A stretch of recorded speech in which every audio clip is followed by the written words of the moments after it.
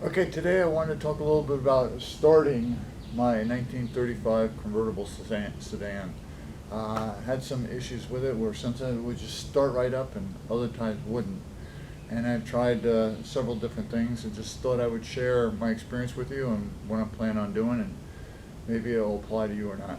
I do have the 6-volt system in here. I did not convert it to a 12-volt. I'd like to keep it at a 6-volt, but I also want that reliability that when I drive somewhere and let it sit, I can get back in and have confidence it's going to start back up again. And that hasn't always been the case. Well, let me walk you through some of the things that I've done.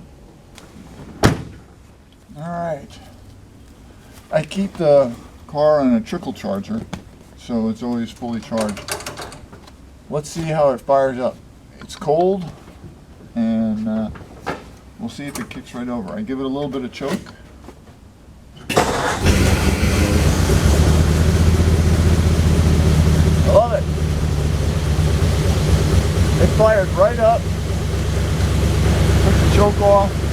That's the kind of thing I want to be able to rely on, even after driving for a while and sitting for a while. I want to know that the car is going to start every time. So I do have some concerns that have happened in the past.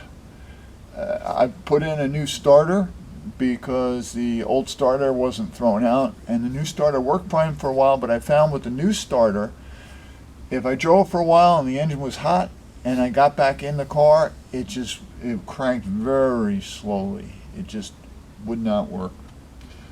So after some thought and after driving around like that for a while, I went ahead and had the original starter rebuilt, and the original starter doesn't seem to be affected by the heat. It fires up every time, almost every time.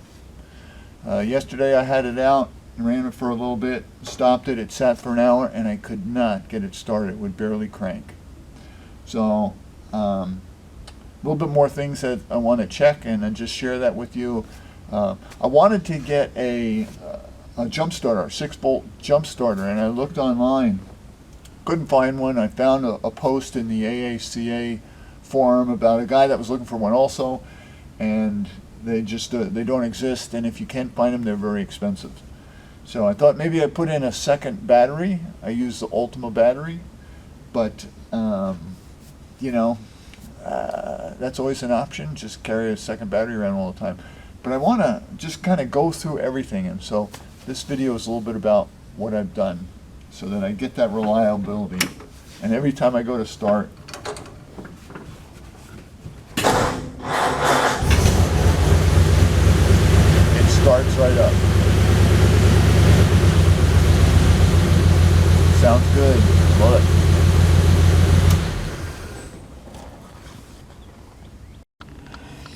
So I had a local place rebuild the original starter, and that seemed to work really well.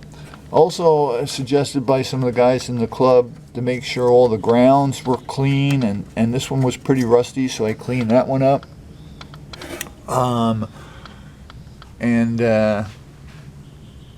The next thing that I did just the other day is, this cable looks a little old. I think I might replace that cable. This ground seems to be okay. And I could put another Ultima battery in here just for backup, but I also looked at the starter solenoid, and I checked the starter solenoid when it was closed. I had about 4 ohms across here, which 4 ohms when it's drawn that much doesn't sound like a lot of resistance, but that'll drop some of the power getting down to the starter. So I'm going to go ahead, not too expensive, I'm going to go ahead and replace this. It looks a little bit old, and maybe over time those contacts have corroded and are not making as good a contact as they could. This looks a little shabby. So, like I said, I think I'll replace this, and we'll see how that works. I think this is probably just seen better days, maybe started this car many times, and so I've ordered a new one. I'm going to put that in, see if that helps. And in the process of taking this off, look at this. This is the way it was wired up. So I'm not sure where this wire goes to. It might go up into the generator. And likewise, this is kind of flimsy here, so I'm going to repair these two, just clean them up and make sure we got good connections there.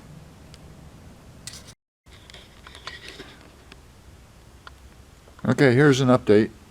I went ahead and replaced the cable with a new one. Much better than the one I was using. At least it's newer. And then I also got a new solenoid. And what I've got hooked up here is just an ohm meter. Because I want to see what the resistance is between the two terminals. Remember on the old one it was like 4 ohms and sometimes as high as 5. It was very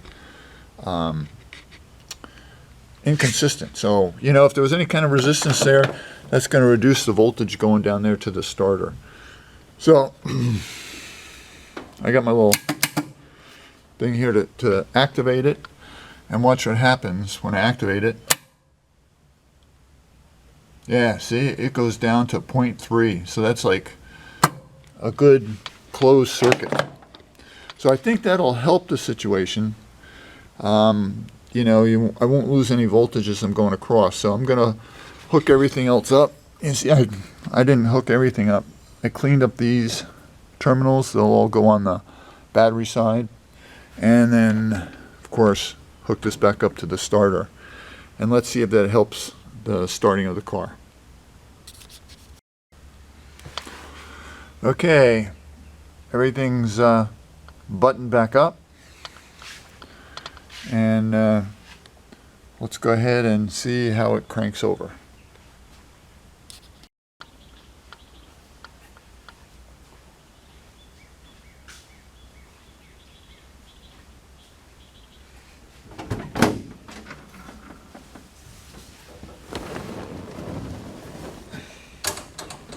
Alright, after all the changes, let's see, I get a little bit of choke.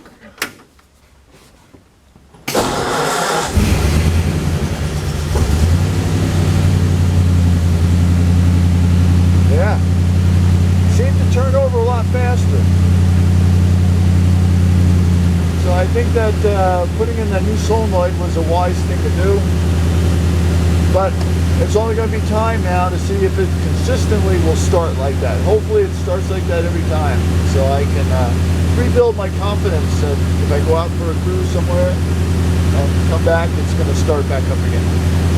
Thanks all for watching.